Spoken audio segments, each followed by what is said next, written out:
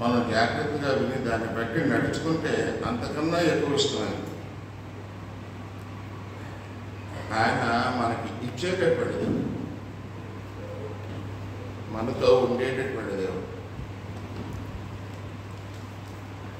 మనం బాధపడితే ఆయన చూడలేడు, మనం కష్టపడితే ఆయన చూడలేడు. మన రోగక్షేమం మీద ఉంటే చూడలేడు. కానీ ఏం చేయాలన్నా మనం ఆయనతో ఉంటేనే చేయగలం. అది ఎప్పుడూ మనం గమనించుకోవాలి. మనం ఆయనతో ఉంటేనే ఆయన ఏదైనా చేయగలం.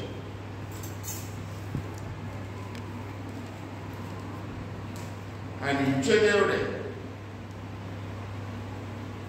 ఆయన మనం నేర్పిస్తాం, ఏమీ లేదు. కానీ మన దగ్గర నుంచి ఒకటే కోరుకుంటున్నాడు, మన ఆత్మను ఆయన కోరుకుంటున్నాడు.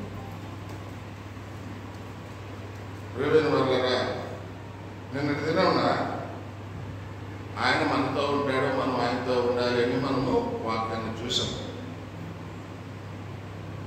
అయితే మనతో ఉన్నప్పుడు ఏం చేస్తాడు? ఆయన ఇస్తాడు. అలాగే మనం కూడా ఇవ్వాలి.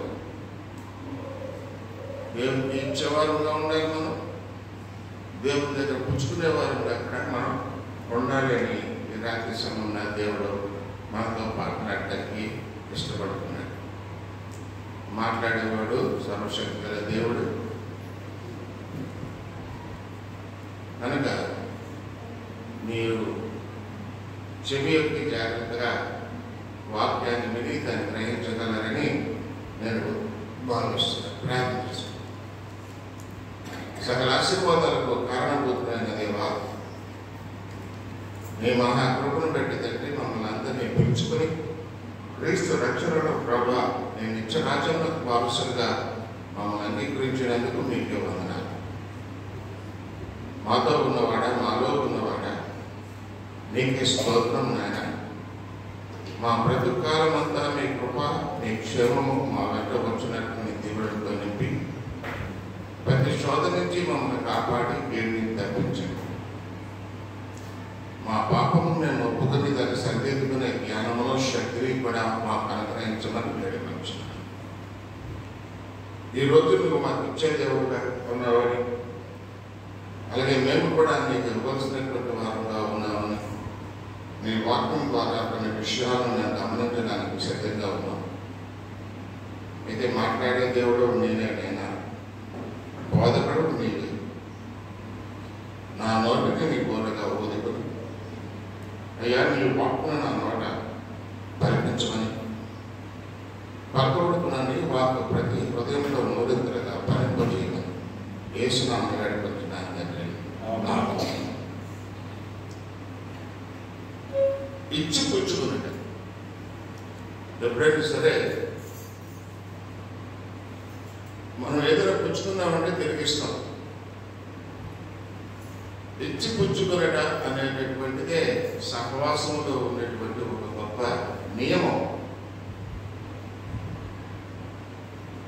దేవుడు మనలో ఉన్నాడు, నేను దేవుడిలో ఉన్నానంటే మన సహవాసంలో ఉన్నాం. అది వీడిపోయినటువంటి సహవాసం.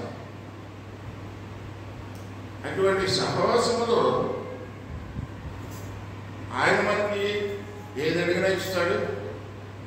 మనం ఆయన ప్రేమించి ఆయనకి ఇవ్వడం కూడా మనము చేస్తూ ఉంటాం. అయితే ఏం కోరుకుంటున్నాడు ఆయన? డబ్బులు కోరుకుంటున్నాడా, లేకపోతే ఆస్తిని కోరుకుంటున్నాడా, లేకపోతే ఏది కోరుకుంటున్నాడు? నీ హృదయాన్ని కోరుకుంటున్నాడు, నీ విశ్వాసమును కోరుకుంటున్నాడు. అబ్రాహాము తన కుమారుని బలిపాలను చెప్పి అడిగాడు అని అంటే తన హృదయమును తెలుసుకోవడానికి, తన విశ్వాసముని తెలుసుకోవడానికి దేవుడు ఒక పరీక్షగా పెట్టాడు.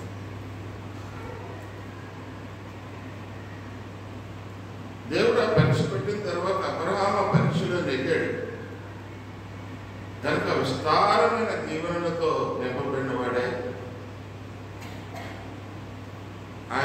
ఈనాటికి కూడా ఇశ్రాయేలు తండ్రిగా మహాజనాంగాన్ని, ఇశ్రాయేలుకి మరి ముస్లిమ్స్కి అందరికీ తండ్రి అబ్రహాము.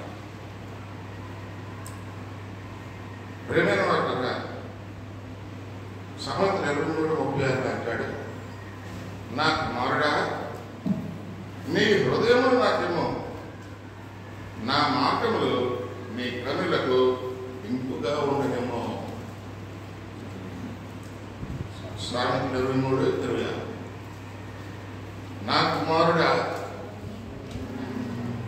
ఏంటమ్మా, నీ హృదయమును నాకేమో, నా మాటములు ఇంపుగా ఉండనేమో. ఇక్కడ రెండే రెండు మాటలు చెప్తున్నాడు ఆయన. ఏమిస్తాను? నీ హృదయం నాకు కావాలి. నీ హృదయం అనే ఆ యొక్క ఆలయంలో నేను నివసించాలని కోరుకుంటున్నాను.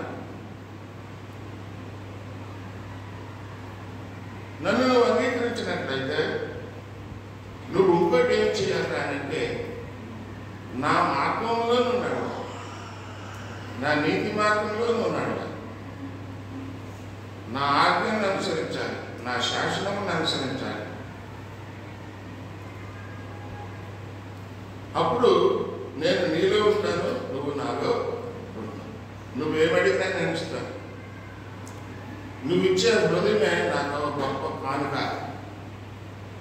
అనేది దేవుని యొక్క నినాదం. సహోదరులారా, పరిశుద్ధులను దేవునికి అనుకూలమునైన సజీవ యాగముగా మన శరీరములను ఆయనకు సమర్పించుకొనుడని దేవుని వాత్సల్యతను బట్టి మిమ్మల్ని బతిమాలుకొనుచున్నాను అనే పౌలు గారు రోమీయులకు రాసిన పత్రిక 12వ అధ్యాయం 1వ వచనంలో చెప్తున్నాడు. ఖచ్చితంగా ఇక్కడ ఏం చెప్తున్నాడంటే, దేవునికి అనుకూలమైన సజీవ యాగముగా మనం ఉండాలి. యాగం అంటే ఏంటంటే సమర్పణతో చేసే పూజకు అర్హులైనటువంటి వారుగా మనం ఉండాలి. సజీవ యాగముగా మన శరీరములను ఆయనకు సమర్పించుకొనుడని దేవుని వాత్సల్యమును బట్టి మిమ్మల్ని బతిమాలుకొనుచున్నాను. ఎందుకు శరీరము అన్నాడు? హృదయం అనగా లేదా ఆత్మ అనగా ఎక్కడున్నది? శరీరం లోపల. పాపం చేసేదేంటి? శరీరమే. శరీరేచ్ఛల వల్ల, జీవకుడేమో వల్ల. కనుక ఈ శరీరాన్ని కూడా నువ్వు సంపూర్ణముగా దేవునికి అనుకూలముగా దాన్ని నువ్వు మార్చుకోవాలి. ఎలా మార్చుకోవాలి? నీ హృదయం ఎప్పుడైతే దేవునికి సమర్పించుకున్నావో, ఎప్పుడైతే ఆయనకు అనుకూలమైనటువంటి సజీవ యాగముగా దాన్ని మార్చుకుంటున్నావో, ఎప్పుడైతే దేవుని యొక్క మార్గాల్లో నడుచుకోవడానికి నువ్వు సిద్ధపడ్డావో,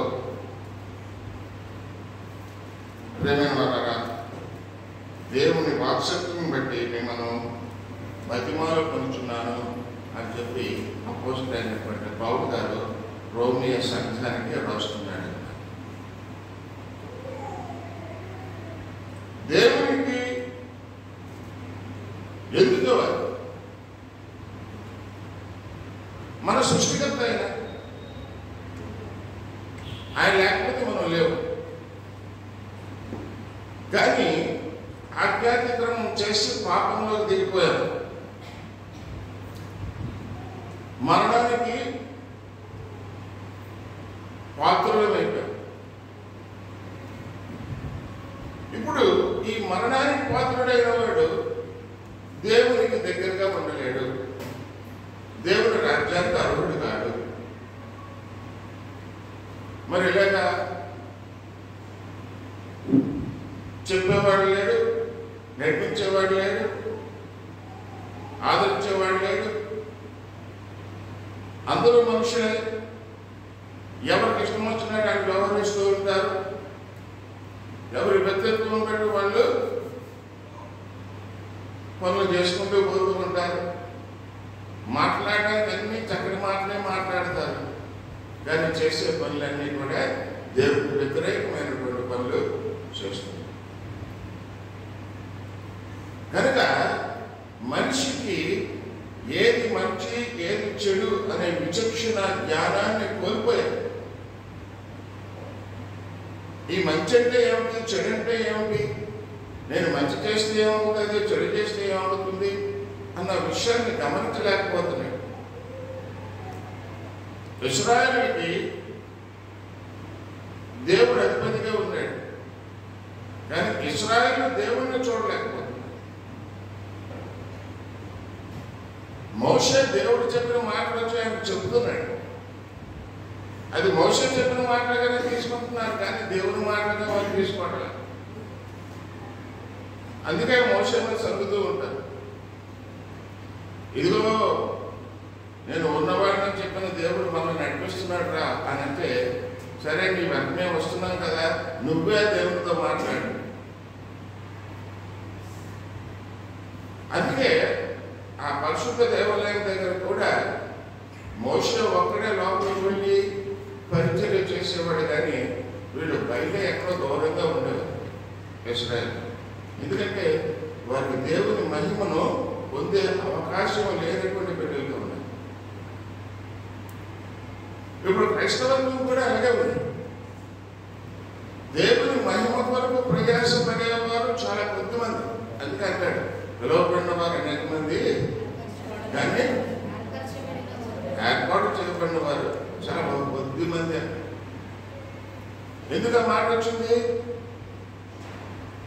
అందరూ చర్చిలను దేవుని ఆరాధించడానికి వచ్చిన వారే, కానీ ఎవరు ఇష్టం వచ్చినట్టు వారే ప్రవర్తిస్తారు తప్ప అందరూ కలిసి ఆ దేవుని యొక్క అనుకూలమైనటువంటి మార్గంలో నడుచుకోవడానికి ఇష్టం.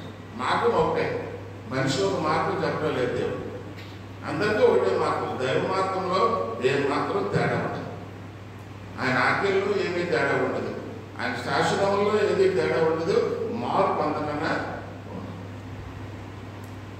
మరి అలాంటి శాసనాన్ని పాటించేటటువంటి వారుగా ఉండాలని కోరుకుంటున్నాడు దేవుడు. మీ హృదయాన్ని నాకు ఇవ్వండి. మనం అడుగుతున్నది అదే. మనం హృదయం ఎక్కడిస్తాం? మన హృదయంలో అనేక వాంఛలు ఉంటాయి. అన్నింటినీ మూలం మన హృదయమే. భక్తికి అదే మూలం, చెడుకి అదే మూలం. కనుక ఆ హృదయాన్ని మీరు రిపేర్ చేసుకోండి, ఆ హృదయాన్ని మీరు అదుపు చేసుకోండి. నాకు అనుకూలమైనటువంటి హృదయముగా దాన్ని మీరు మార్చుకోండి. నువ్వు ఎప్పుడు బట్టి ఎక్కగవాలి, మామూలుగా కాదు, సంపూర్ణంగా దాన్ని ఆయనకు అనుకూలంగా సిద్ధపరచాలి నీ హృదయాన్ని. నేను యేసుక్రీస్తుని నమ్ముకున్నాను అన్నంత మాత్రాన నువ్వు యేసుక్రీస్తు వాడేవు కావు. సిద్ధపాటు అనేటటువంటిది అవసరం. దేవుడు మనకి ఏం చేశాడంటే సిద్ధపాటుని అవసరం చేశాడు. సిద్ధపాటు లేకుండా ఏది చేయలేము. అందుకే బుద్ధిగల కన్యకులు, బుద్ధి లేని కన్యకులు అనే ఒక ఉపమానం యేసుక్రీస్తు మనకు చెప్పాడు. బుద్ధిగల కన్యకులు ఆ వివాహ కార్యక్రమానికి సిద్ధపడి వచ్చారు. ఆయనకి ఇవ్వాల్సిన ఆ పెళ్లి కుమారుడికో పెళ్లి కుమార్తె ఇవ్వాల్సినటువంటి ప్రజెంటేషన్స్, అక్కడికి వెళ్ళడానికి కావాల్సినటువంటి మార్గంలో వినియోగించుకోవడానికి నూనె, లాంతలు అన్నీ కూడా సిద్ధపడి వారు వచ్చారు. దాని బుద్ధి లేని కన్యకులు ఏం చేశారు? సిద్ధపడి రాలేదు, వచ్చారంతే, వెళ్ళడానికి సిద్ధపడ్డారు. కానీ అందుకు సిద్ధపాటులో సమర్పణ లేదు. కనుక ఎప్పుడైతే ఆ పెళ్లి కుమారుడు వచ్చాడో సిద్ధపడి ఉన్నటువంటి వారే ఆ లోపలికి వెళ్ళారు, గేట్లు వేసేసి. తర్వాత సిద్ధపాటు లేనటువంటి వారు వచ్చి తల నోరు నొత్తం కొట్టుకున్న ఆ తలుపులు తెరవబడ. కనుక ప్రేమిన వారురా, దేవుని వాక్యంలో చెప్పబడిన ప్రతి ఒక్క కథ, ప్రతి ఒక్క ఉపమానం, ఇవన్నీ కూడా మన యొక్క ఆధ్యాత్మిక స్థితి, మానసిక స్థితి లేదంటే మన హృదయ స్థితిని మలుచుకోవడానికే రాయబడి ఉన్నాయి. ఈర్ష, కోపం ఇలాంటి అత్యధిక దేవునికి వ్యతిరేకమైనటువంటి బుద్ధులు మనం కలిగి ఉండదు. అందుకే అపోస్తలుడైన పౌలు రాస్తున్నాడు Galatia 5:22 అక్కడ ఆత్మఫలము గురించి చెప్తున్నాడు. ఆ కిందకు వచ్చేటప్పటికి శరీర కార్యాలు. శరీర కార్యాలు ఏమన్నాడు? ఏంటమ్మా? జారత్వము. చదవండి మీ గురించే జారత్వము అమ్మా. స్పష్టంగా చదవండి. స్పష్టంగా భయపడుతూ చదువుతారు ఎందుకు? జారత్వము,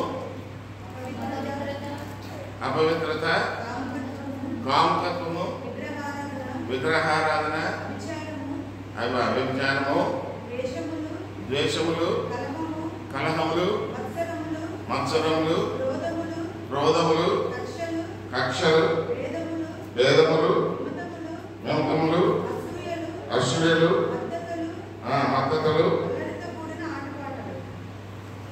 ఆటపాటలు. ఇంకా ప్రేమైనటువంటి వాళ్ళ హృదయాన్ని పాడు చేసేది ఏంటమ్మా? ఇవే. ఇవన్నింటినీ కూడా మనము దూరంగా పెట్టాలి. విరోధమైన నియమం ఏమి లేదు. క్రీస్తు యేసు సంబంధులు శరీరమును దాని ఇచ్చలతోనూ దురాశలతోనూ సిలువ వేసి ఉన్నారు. అక్కడ చూడండి, మళ్ళీ మీరు చదవండి. ఇక్కడ 23వ వచనం. విరోధమైన నియమం ఏమిటి లేదు. క్రీస్తు యేసు సంబంధులు శరీరమును దాని ఇచ్చలతోనూ దురాశలతోనూ సిలువ వేసి ఉన్నారంటే ఇంకా దాన్ని తీసేసి ఆ సిలువ మేకలు కొట్టేస్తున్నాం దాన్ని. మరి ఈ అన్నింటినీ కూడా వదిలిపెడితేనే కానీ ఇవన్నీ కూడా వదిలిపెట్టాలి అంటే దేవుడికి ఇచ్చారు. కనుకనే యేసుక్రీస్తు నీ దేవుడి లోపల పంపించాల్సిన అవసరం ఉందా దేవుడికి అంటే పంపించాల్సిన అవసరం లేదు. కానీ ఒక ఛాన్స్, ఆయన ప్రేమించే దేవుడు కదా, కరుణించే దేవుడు కదా, ఒక ఛాన్స్. నవకాలంలో ఒక ఛాన్స్ ఇచ్చాడు. ఎవరు కూడా బాగుపడలేదు. ఇప్పుడు యేసుక్రీస్తు ద్వారా ఒక ఛాన్స్. రండి, నన్ను వెంబడించండి, మిమ్మల్ని మనుషులు కూడా జాగ్రత్తగా తెస్తాను. నన్ను వెంబడించేవాడు నశింపగా నిత్యజీవులకు వారసత్వం కలవానిగా చేసిస్తాను. మారు మనసు పొందండి. మారు మనసు కలిగినటువంటి ఫలాలను మీరు మారు మనసు దేన్ని బట్టి మారు మనసు ఎక్కడ మనం చదువుకున్నాం. Galatia 1:10. ఈర్ష, ద్వేషము, ఇంకేంటమ్మా? ఇంకేం చెప్పాడు? మద్దతులు, క్రోధములు, కక్షలు, భేదములు, అలర్పుకున్న ఆటపాటలు, ఇవన్నీ కూడా మనలో ఏదో ఒకటి ఉండే ఉంటాయి. లేదు అంటే అది అబద్ధమే. ఇదేదో ఒకటి ఉంటుంది. దాన్ని మనం సిలువే, అప్పుడే మనం దేవుడికి దగ్గర అవుతాం. దేవుడు కోరుకుంటున్నాడు, మీ హృదయమును నాకు ఇవ్వమని, నా మార్గములు నీ కన్నులకు ఇంపుగా ఉంచండి. ప్రేమను బట్టారు యేసుక్రీస్తు మన కొరకు మనలో ఉన్న ఈ బలహీనతలన్నింటినీ తొలగింపచేయడానికి ఆయన ఈ లోకానికి వచ్చి ఆయన సువార్తను ప్రకటించాడు. ఏమిటి ఆ సువార్త అంటే మారు మనసు పొందండి.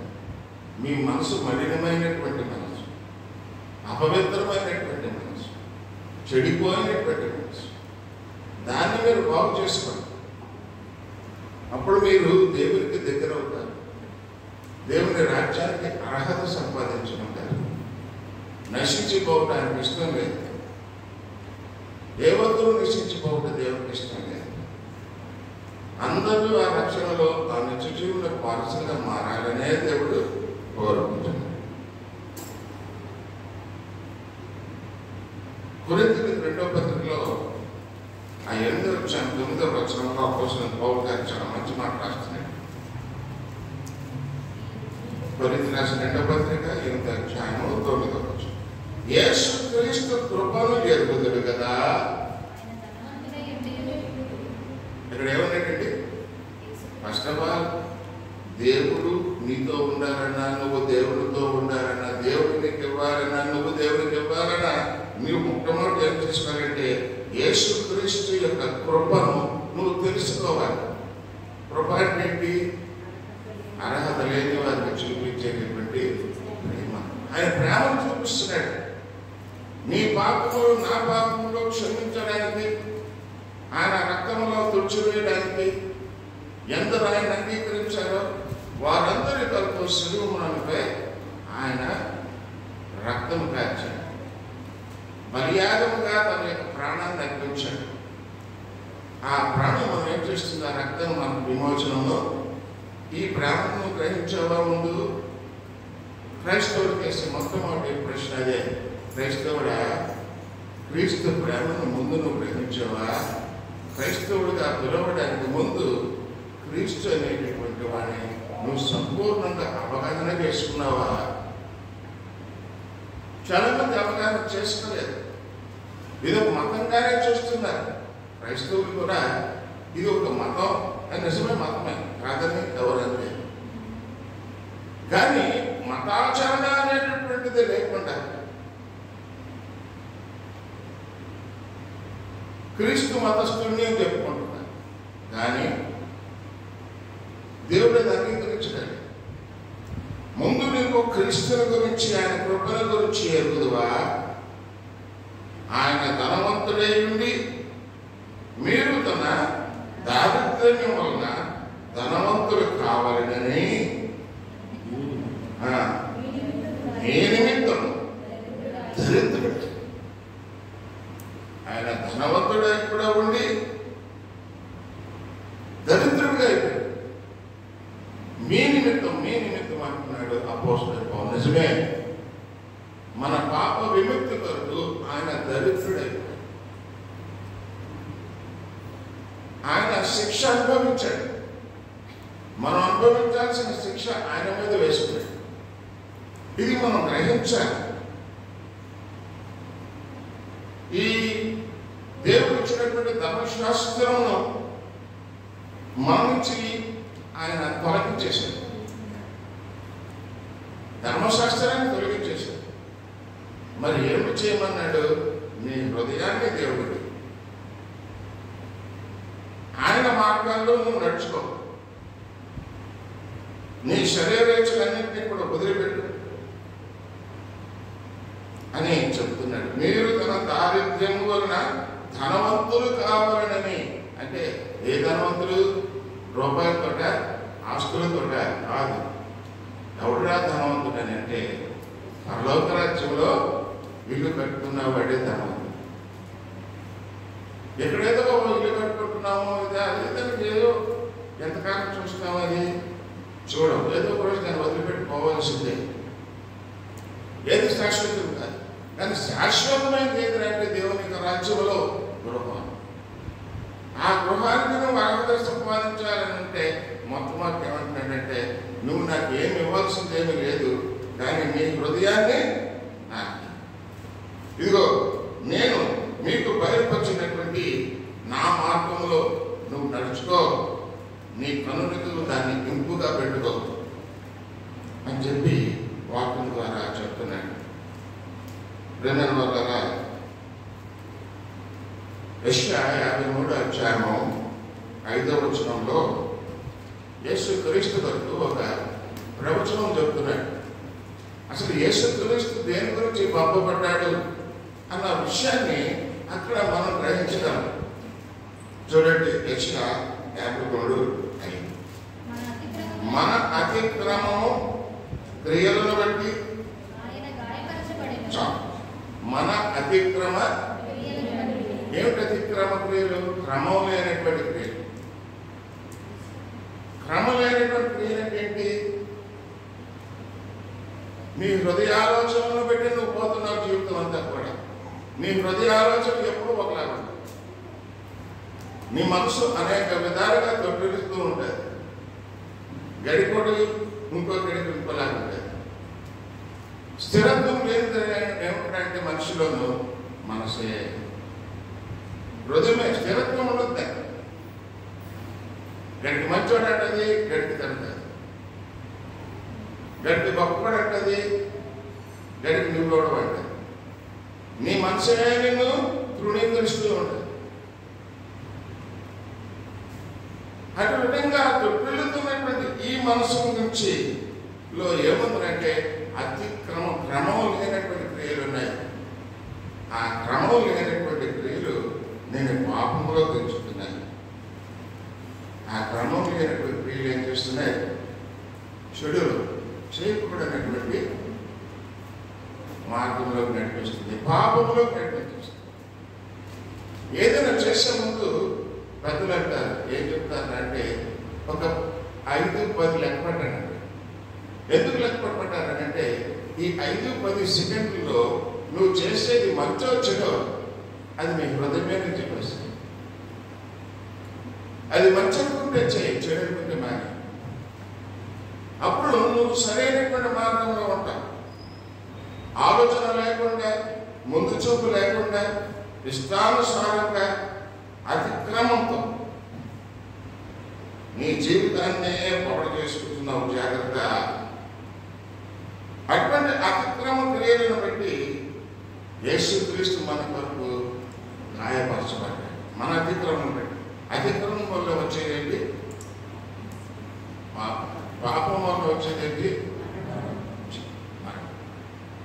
అంటే ఈ అతిక్రమం వల్ల వచ్చే మరణం నుంచి, అంటే మనం పొందబోయే ఆత్మీయ మరణం నుంచి ఆయన మనం సజీవులుగా చేయడం. ఈ అతిక్రమం అన్నింటినీ కూడా ఆయన మీద వేసుకొని అతని పరిశుద్ధత మనకిస్తుంది. దేవుని స్తోత్రం. అతని పరిశుద్ధత మనకిస్తున్నాడు. మన అతిక్రమాన్ని ఆయన మీద వేసుకున్నాడు. మన పాపభారం అంతా కూడా ఆయన మీద వేసుకున్నాడు. ప్రేమ వారంగా గ్రహించగలిగినటువంటి వారికి ఇది ఎంతో మేలు. కనుక యేసుక్రీస్తు మన అతిక్రమము ఆయన మీద వేసుకొని మనకు బదులుగా ఆయన గాయపరచడానికి, మన దోషములను బట్టి నలుగుకొట్టబడడానికి, మన సమాధానాత్మకమైన శిక్ష ఆయన మీద వేసుకున్నాడు. ఆయన మీద వేసుకున్నాడు. సమాధానకరమైన శిక్ష ఆయన మీద పడేది. అతడు పొందిన దెబ్బల చేత మనకు స్వస్థత కలుగుచున్నది. ఈ దెబ్బలన్నీ ఎవరు తినాలి? యాక్చువల్గా మనం తినాలి. ఆ పక్కన దెబ్బ మనమే తినాలి. ఆ పక్కన బలి కొట్టుకుంటే మనమే పొడిపించుకోవాలి. శివమాలపై వేలాడవలసినటువంటి వాళ్ళు మనమే. కానీ మనకు బదులుగా మన అతిక్రమలన్నీ ఆయన మీద వేసుకున్నాడు.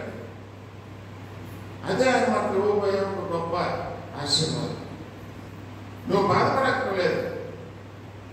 దేవుని కృపను పెట్టి నీ హృదయాన్ని ఆయనకి సమర్పించుకోగలిగితే ఏం బాబా వెనకాల ఏమన్నా అప్పుడే వచ్చాడండి. వచ్చాయి కుర్చీలు ఉన్నాయి కదా, వెనకాల కొంచెం నిద్ర వచ్చింది. కనుక ప్రేమైనటువంటి వారు మన అతిక్రమములు తుడిచివేయడానికి, మన దోషములన్నింటినీ కూడా తొలగింపచేయడానికి యేసుక్రీస్తు ఈ లోకంలో పడు. ఆయన మరణ శిక్ష ఆయన మీద వేసుకున్నాడు.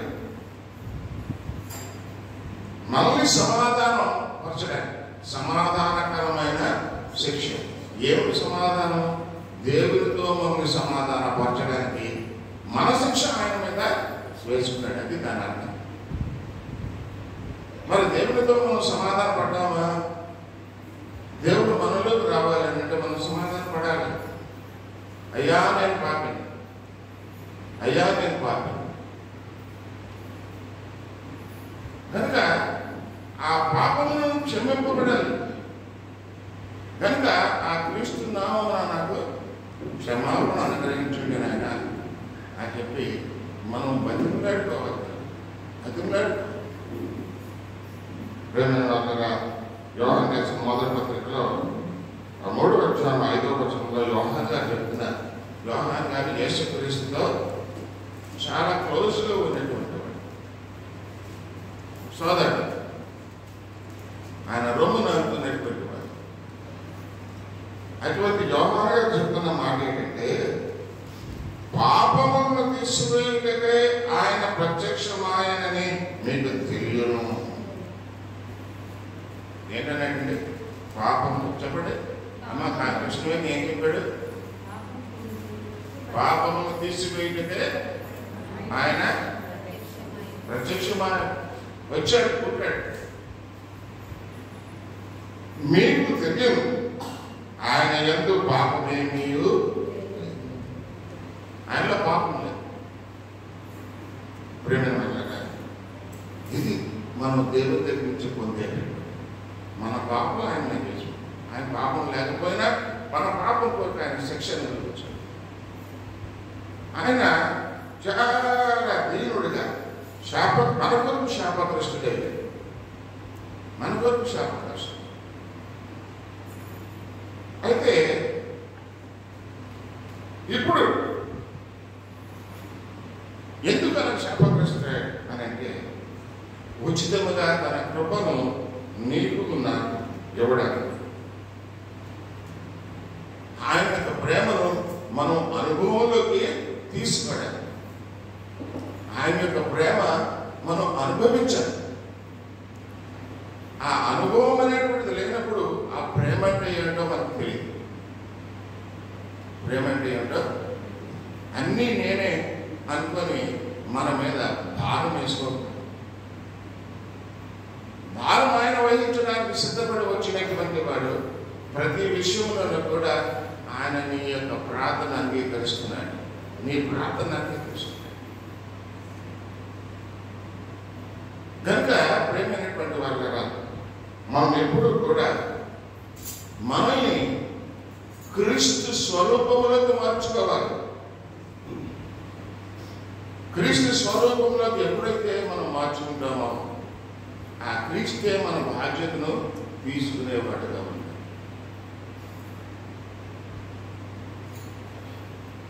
బైబిల్లో ఉన్నటువంటి ప్రాథమిక బోధ ఏమిటంటే,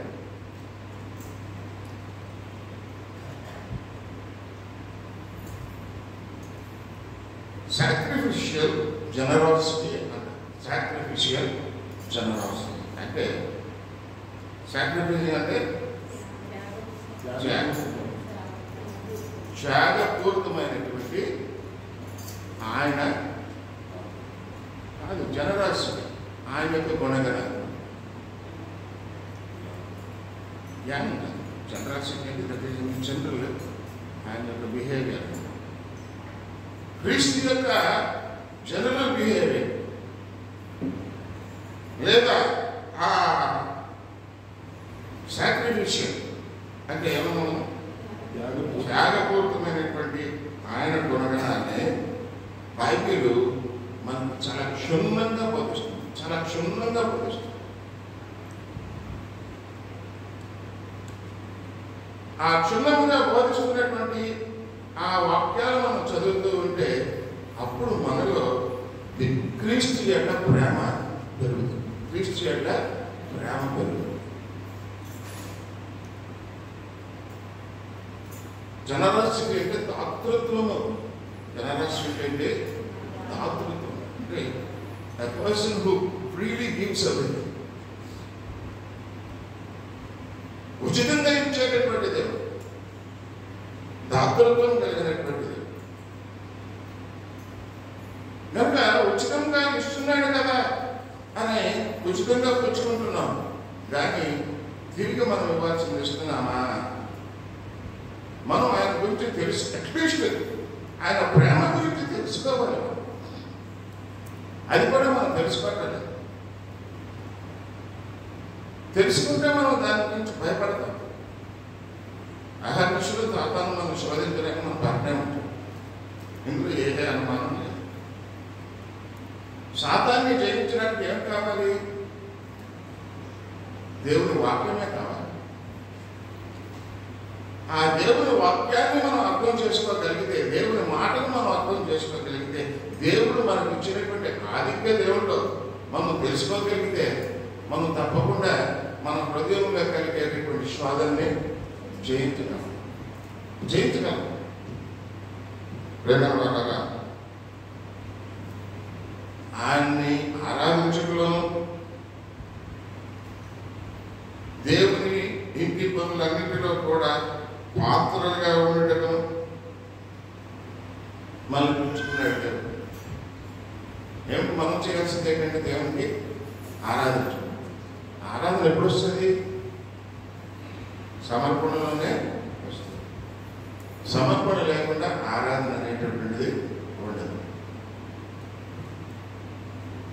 ఆ సమర్పణకి ఎప్పుడు వస్తుంది? సంపూర్ణమైన అవగాహన కలిగినప్పుడే వస్తాయి. అర్థం చేసుకోగలిగినప్పుడే వస్తాయి. ఏమిటి అర్థం చేసుకోవాలి? నువ్వు ఎవరిని ప్రేమిస్తున్నావో వారిని అర్థం చేసుకోవాలి. కనుక ఇప్పుడు నువ్వు ప్రేమించేది ఎవరిని? యేసుక్రీస్తు. కనుక యేసుక్రీస్తు వరకు ప్రతి విషయాన్ని కూడా మనం అవగాహన చేసుకోవాలి. మన మనసులో అది ఒక ముద్రగా పడిపోవాలి. మన హృదయం అనే పలక మీద మనం రాసుకోవాలి. అప్పుడే ఆ హృదయం ఆయనకి సొంతము.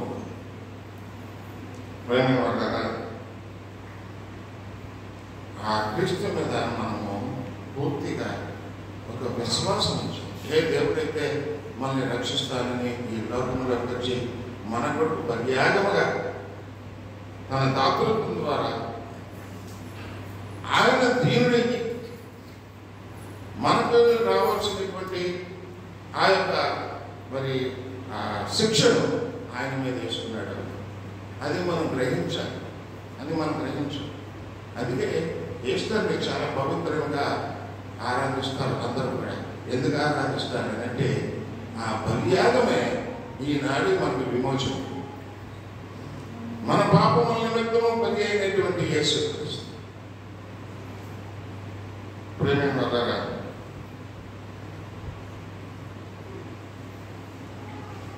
ఎవడు అనేటటువంటిది మనం ఎవడు అనేటటువంటిది, లేకపోతే ఆయన ఎవడు అనేటటువంటిది, అది సేవాధికారము. అధికారం, సేవ, అధికారంతో దేవుడు మనల్ని సేవిస్తున్నాడు. మనము దేవుడిని సేవించాలి. మనం సేవించడానికి అధికారం ఇస్తున్నాడు దేవుడు ఇవ్వకుండా మనం దేవుడిని సేవించలేము. ఇవ్వాలంటే ఏం చేయాలి? ఆయన అధికారాన్ని మనము ఒప్పుకోవాలి. ఆయన సేవాధికారాన్ని మనం ఒప్పుకోవాలి. ఆయన బలియాగాన్ని మనం ఒప్పుకోవాలి. ఆయన కోరికను మనం ఒప్పుకోవాలి. మొదట్లోనే మనం చదువుతున్నాం, ఆయన మార్గాన్ని మనము ఆచరించాలి. కనుక ప్రేమ క్రైస్తవుడిగా ఉండాలి అంటే విశ్వాసపాత్రుడిగా, నమ్మకమైనటువంటి అనుచరుడుగా, సేవా అధికారం కలిగినటువంటి వాడుగా, నీకు ఇవ్వబడినటువంటి బాధ్యతను నువ్వు తూచా తప్పకుండా దాన్ని ఆచరించి తీరాలి. అందుకే పాడుకున్నాం కదా, ఇదిగో దేవా నా జీవితము ఆపాదమస్తకం నీకు అంకితం. ఇదిగో దేవా నా జీవితం ఆపాదమస్తకం నీకు అంకితం. శరణం నీ శరణం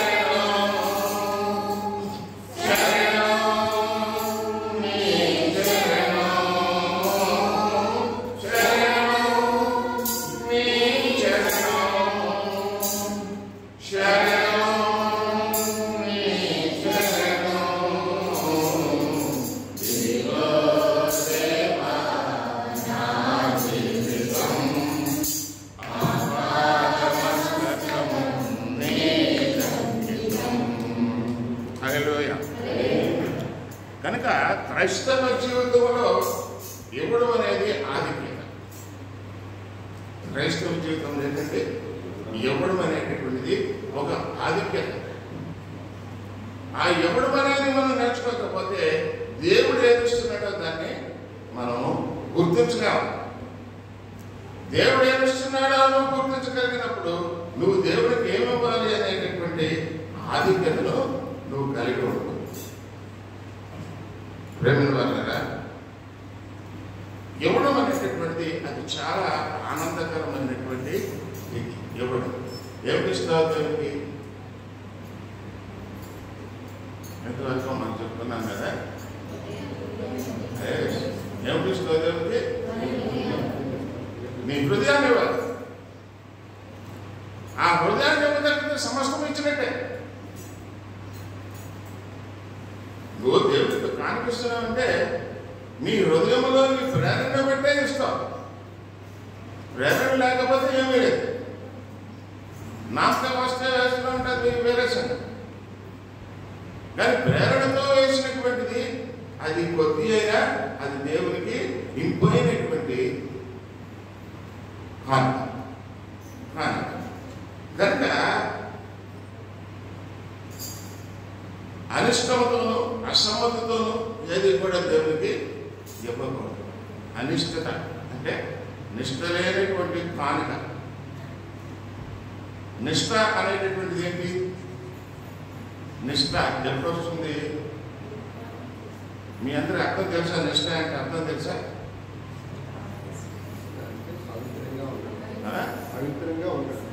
నిష్ట అంటే ఆమోదయోగ్యమైనటువంటి స్థితిలో. నిష్ట అంటే ఆచరణయోగ్యమైనటువంటి స్థితిలో, ఆచరణ యోగ్యమైనటువంటి యోగ్యతతో మనం ఏదైనా ఇవ్వాలి. అంతేగాని అనిష్టతతో ఇవ్వకూడదు. ఆచరణ యోగ్యమైనటువంటి కానుకగా కాకుండా కైన్ ఇచ్చినటువంటి కానుక మనం ఇవ్వకూడదు. ఇక్కడ కైన్ ఏబుల్ స్టోరీలో అదే మనం గుర్తిస్తాం. ఏబేలు నిష్ఠతో ఇచ్చాడు కానుక దేవునికి. కైన్ ఏం చేశాడు? అనిష్టతతో ఇచ్చాడు. అతను కానుక ఇచ్చాడు, ఇతర కానుక ఇచ్చాడు. కానీ దేవుడు ఏబేలు కానుకనే అంగీకరించాడు. ఎందుకు? నిష్ఠ కలిగినటువంటి వాడు. అతని దగ్గర ఉన్న దాంట్లో పరిశుద్ధమైనటువంటి దాన్ని, ఏ మచ్చ లేనటువంటి దాన్ని తీసుకొచ్చి బలియాలి. కనుక ప్రేమైన వాళ్ళరా, మనం దేవునికి మనం యొక్క హృదయాన్ని ఇస్తున్నామంటే నిష్ఠతో ఇవ్వాలి, అనిష్టతతో కాదు. సంపూర్ణ సమర్పణతో దేవునికి ఆ యొక్క కానుక ఇవ్వాలి. ప్రేమైన వాళ్ళరా, యెషయా గ్రంథం నుంచి 2వ అధ్యాయము 3వ వచనంలో ఏమంటాడో చూడండి.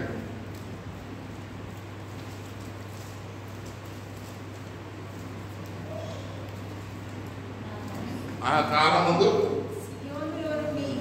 సియోనులో నుండి ధర్మశాస్త్రము, యెరూషలేములో నుండి యెహోవా వాక్కు పలికి వెళ్ళెను. దేవుని స్తోత్రం. క్రీస్తు కాలంలో, క్రీస్తు వచ్చిన తర్వాత ఏం బోధింపబడింది మనకి అని అంటే ధర్మం బోధింపబడింది. ధర్మం బోధింపబడింది. ఆయన పదార్థాలే బోధించాడు. ఆయనేమి ధర్మశాస్త్రానికి వ్యతిరేకంగా ఏ బోధ చేయలేదు. సమర్పణ కలిగిన వాడు ఈ యొక్క పవిత్రమైన కార్యములో పాల్గొనగలుగుతాడు. అపవిత్రత లేకుండా పోతాడు. తల్లిదండ్రులను సన్మానిస్తాడు. దొంగతనం చేయడు, వ్యభిచారం చేయడు, దుర్వినియోగ ఆసక్తి ఉండదు. కనుక ఆ కాలంలో సియోనులో నుండి ఉపదేశము వచ్చింది. ఎవరు ఉపదేశం వచ్చింది? దేవుని యొక్క ఉపదేశము క్రీస్తు ద్వారా మన మధ్యకి వచ్చింది. యెషయా ఇచ్చినటువంటి ప్రవచనం అది. క్రీస్తు ద్వారా దేవుని యొక్క ఉపదేశం ఈ లోకంలో వస్తుంది. యెరూషలేములో నుండి యెహోవా వాక్కు. యెరూషలేము నుంచి ఏ వాక్కు వచ్చింది? ఇప్పుడు దేవుని యొక్క మాట వచ్చింది, దేవుని యొక్క మాట వచ్చింది కనుక ఇప్పుడు మీరు ఏం వింటున్నారు? దేవుని యొక్క వాక్యం వింటున్నారు. ఇది ఎక్కడి నుంచి వచ్చింది? యెరూషలేము నుంచి వచ్చింది అంటే కనుక ప్రియమైనటువంటి వాళ్ళగా యెషయా 29:18 వచనం చూస్తే ఇవన్నీ కూడా అసలు యేసుక్రీస్తు రావడం వల్ల మనకేం జరిగింది, ఆయన ఏమిస్తున్నాడు అన్న విషయాన్ని మనం ఇక్కడ గమనించాలి. ఆ దినమున చెవిటి వారు గ్రంథ వాక్యములు విందురు. చదవండమ్మా.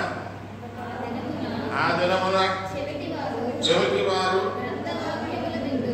ఏంటి విన్నారండి అంటే తన ఇష్టం మాట్లాడాడా యేసుక్రీస్తు? ఏంటి తన ఇష్టం మాట్లాడారా? లేదు, దేవుని గ్రంథంలో ఏది ఉందో అదే మాట్లాడాడు. దేవుడు ఏది చెప్పాలని చెప్పాడో అదే చెప్తున్నాడు ఆయన. మరి ఇప్పుడు క్రైస్తవుడు ఏం చేయాలి? క్రైస్తవుడు ఎవరు ఇష్టానుసారంగా మాట్లాడుతున్నాడు. ఇదిగో ప్రార్థన చేసి నువ్వు వెళ్ళి రాసుకొని నీకు అయిపోద్ది, ఇదిగో ఈ హ్యాంకర్షిప్ తీసుకొని వెళ్ళి నేను తరగతి కింద పెట్టుకో. ఏమిటండి ఇక్కడ ఎక్కడైనా ఉన్నదా బైబిల్లో? బైబిల్లో లేనటువంటి ఏ విషయాన్ని మీరు గౌరవించాల్సిన అవసరం లేదంటున్నాడు. ధర్మం అనేటటువంటిది దేవుని మాట, అది నీ చేతిలో ఒక గ్రంథముగా ఇవ్వబడింది. ఎందుకు ఇవ్వబడింది? దాన్ని దివారాత్రము ధ్యానించేవాడు ధన్యుడు.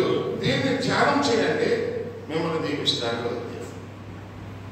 దీన్ని ధ్యానం చేయండి, నీకు మంచి చెడుల విచక్షణ జ్ఞానం కలిగిన వాడిగా ఉంటాం. దీన్ని ధ్యానం చేయండి, నీలో ఉన్న అపవిత్రత అంతా కూడా తొలగించుకుంటాం. దీన్ని ధ్యానం చేయండి, నువ్వు ఆ నిత్యరాజ్యమునకు వారసురాలుగా ఉంటావు, వారసుగా ఉంటావు. ఇది ధ్యానం చేయాల్సింది పోయి ఇంటిలో మూలలో పడుకొని ఉన్నాయి బైబిల్లో. ఇప్పుడు నేను అందుకే చాలా సార్లు మన చర్చలో నేను ఈ ప్రశ్న వేశాను, ఎంతమంది పూర్తిగా బైబిల్ చదివారు? ఎవరు చదవలేదు. ఏ 4-5 చేయలేదు. క్రైస్తవుడు అయ్యండి, ఈ ధర్మాన్ని నువ్వు నీకు బోధింపబడినటువంటి ఈ ధర్మాన్ని నువ్వు చదవకుండా నేను క్రైస్తవుని అని చెప్పి వంకలు, గుడ్డుకున్న వెంట్రుకలు ఇవన్నీ తీయడానికి సిద్ధపడుతున్నావు. ఎవరైనా వాక్యం బోధిస్తే దానికి వంకలు పెడతారు. ప్రేమైన వాళ్ళరా, వంకలు పెట్టాల్సింది కాదు. అందుకే ఇక్కడ అంటున్నాడు, ఏమంటున్నాడు? చెవిటి వారు గ్రంథ వాక్యములను. ఎవరి చెవిటి వారు? మనమే విని కూడా దాన్ని గ్రహించలేనటువంటి వారు. వినటం మటుకు విందురు కానీ దాన్ని గ్రహింపనే. మరి ఎన్నిసార్లు ఎన్ని వాక్యాలు విన్నా గ్రహణ లేనప్పుడు నీ జీవితం ఎలా బాగుపడుతుంది? ఎలా బాగుపడుతుంది?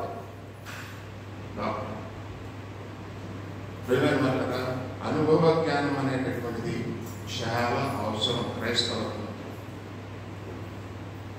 ఎంతసేపు లౌకికంగా ఆలోచించడం వల్ల నీకు జవాబు దొరకదు. అందుకే అంటున్నాడు, ఆ దినములో చెవిటి వారి గ్రంథములను విందురు. ఏమైంది? అంధకారం కలిగినను గాఢాంధకారం కలిగినను గుడ్డివారు కన్నులారా. కనుక అవగాహన అనేటువంటి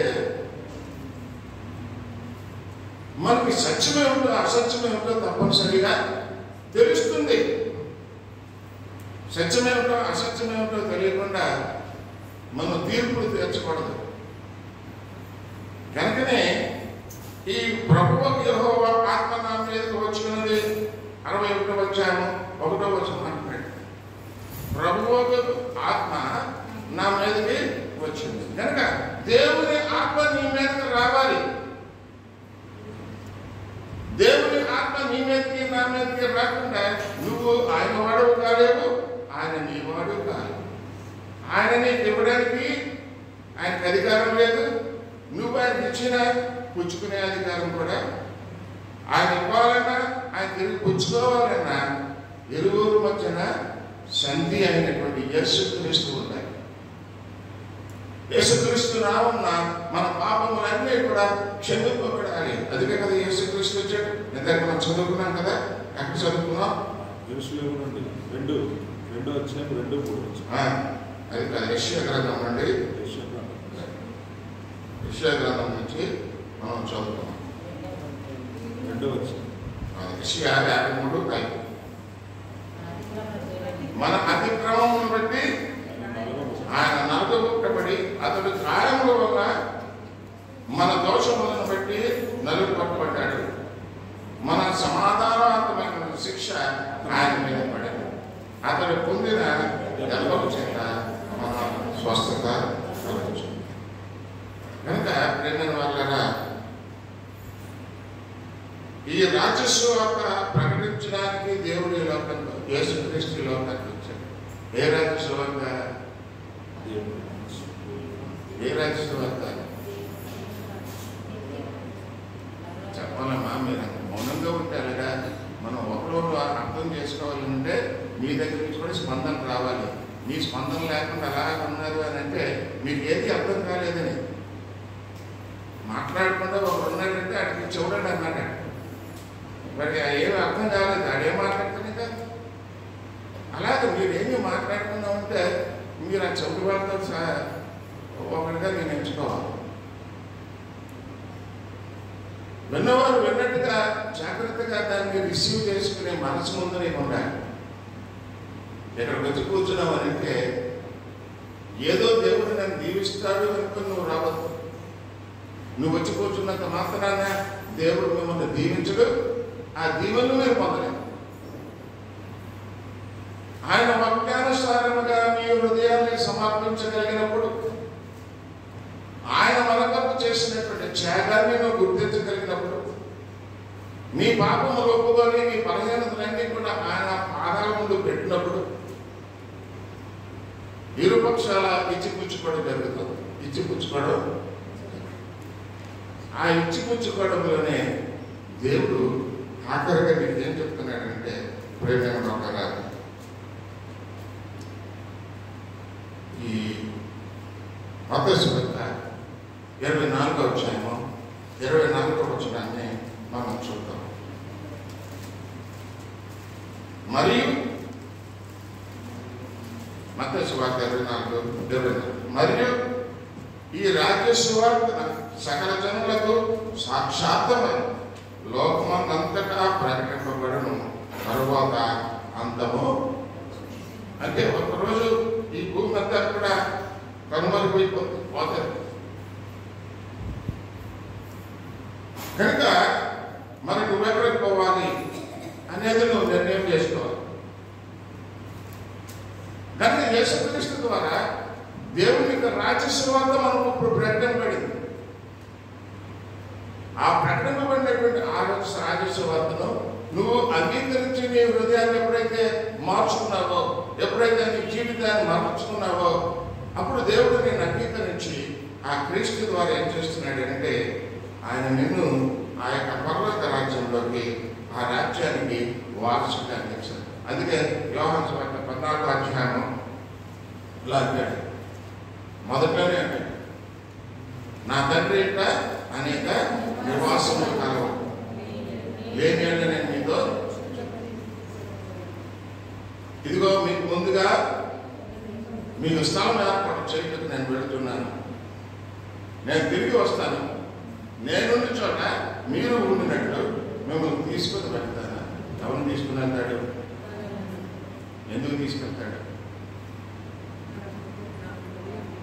ఎందుకు తీసుకెళ్తాడు? ఈరోజు వాక్యమంతా అదే.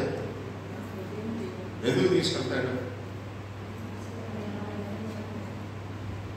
ఎవరిని తీసుకెళ్తాడు? ఎందుకు తీసుకెళ్తాడు అని వదిలేద్దాం. పోనీ ఎవరిని తీసుకెళ్తాడు? ఏమా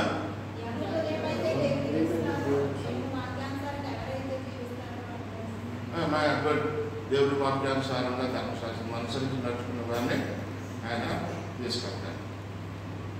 అసలు ప్రిలిమినరీ కానీ విమర్శన ఏంటి? ఆయన తీసుకెళ్ళడానికి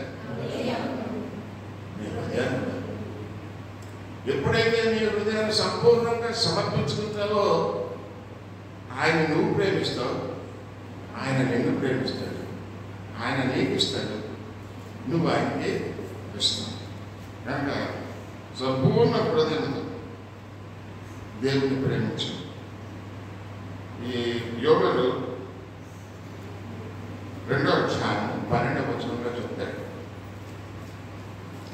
ఎప్పుడైనా మీరు ఉపవాసం నుండి కన్నీరు విడుచుచు దుఃఖించుచు మనస్పూర్వకముగా తిరిగి నా యొద్దకు రండి.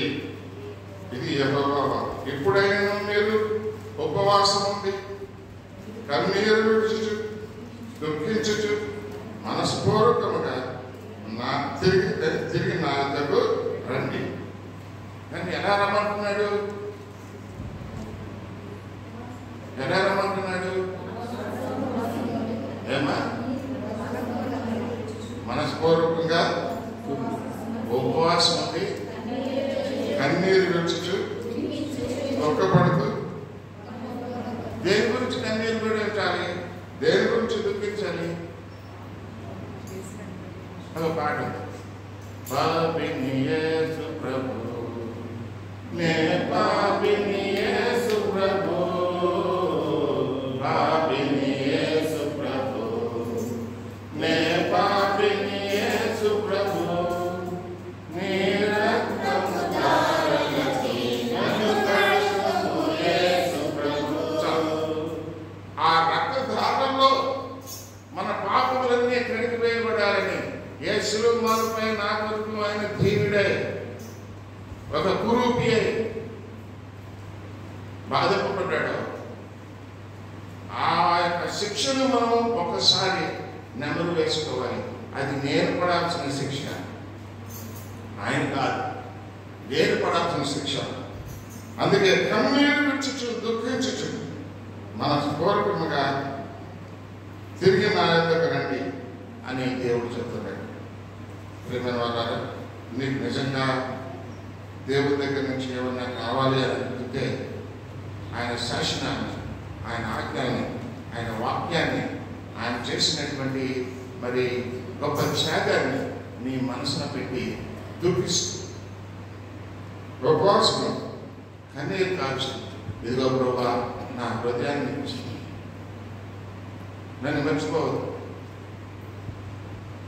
నీ పెళ్లి వివాహంలో నేను పాలుపాకొస్తున్నాయి ఉన్నానని కోరుకుంటున్నాను అని చెప్పి ఎప్పుడైతే మనం ప్రార్థన చేస్తాం, అది ప్రార్థన అండి. ప్రార్థన అంటే అనేక విషయాలు మనం ప్రార్థన చేస్తాం. అది తర్వాత ఇప్పుడు మనం ఈ వరదలు వస్తున్నాయి, కొట్టుకుపోతున్నాయి, ఎందాక ప్రార్థన చేశారు. ఎవరు ప్రార్థన చేశారు? సుజాత. నిజమే, వాటి గురించి మనం ప్రార్థన చేయకపోయినా పర్వాలేదు. ఎందుకంటే అది దేవుని యొక్క శాపము, అంత్యకాలంలో జరగవలసిందని ఆ యొక్క మత్తయి సువార్త 24వ అధ్యాయంలో క్లియర్గా దేవుడు చాలా క్లియర్గా రాశాడు.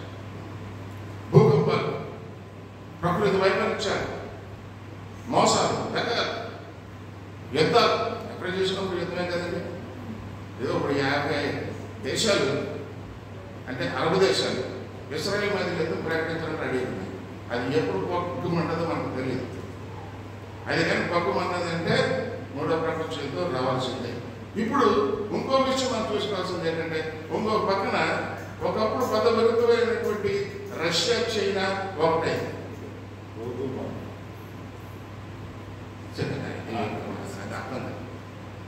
Russia, China ఒకటైంది.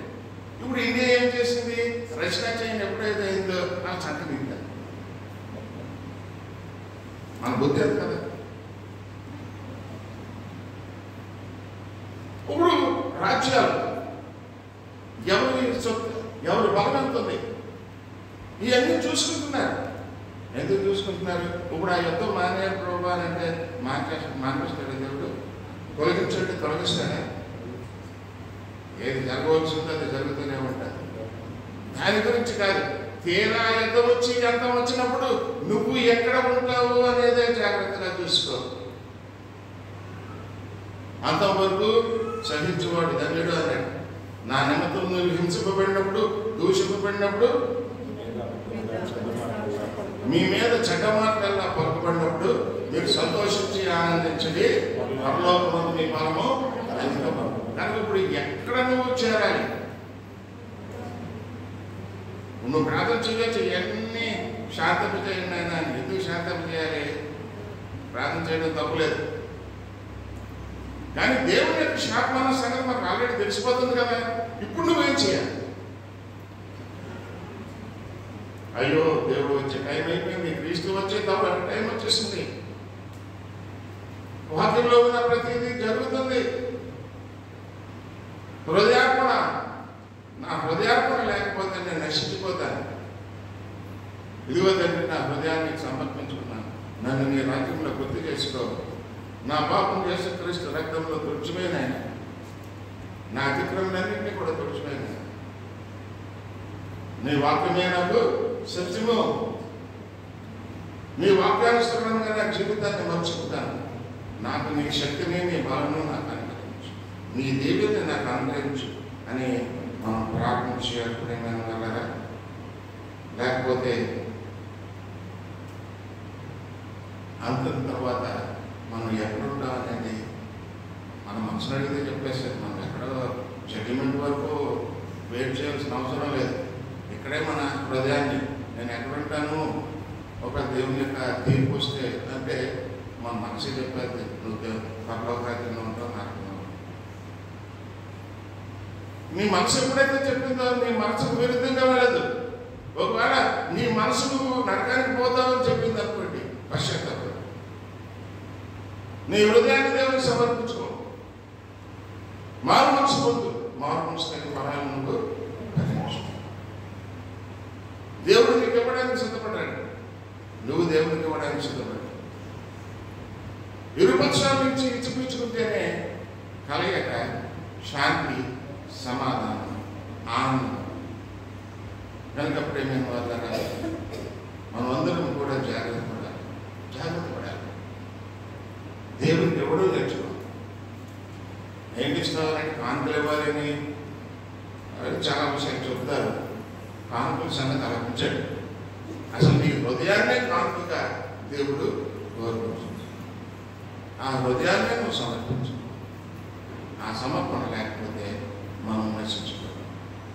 దేవుడు మనల్ని ఆశీర్వదించును గాక. స్తోత్రం కలుగును గాక. తల వచ్చి ప్రార్థన చేసుకున్నాము. ఈ సమయంలో సోదరి చిన్నారంలో వచ్చి మన ప్రార్థన నడిపించిన పాపాలకు మన ఆశీర్వాదంతో ముగించుకున్నాము. మాకు వచ్చిన అక్కడ ప్రార్థన